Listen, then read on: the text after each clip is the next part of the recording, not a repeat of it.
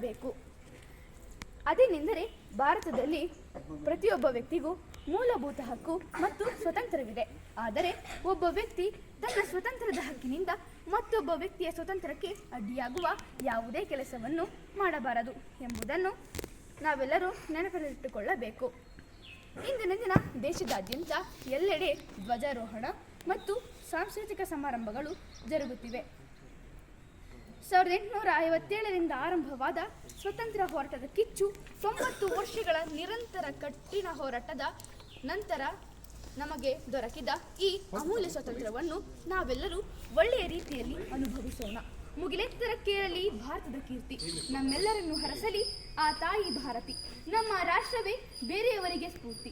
Jai Hind, Jai Bharat Mata, Vande Mataram. Vande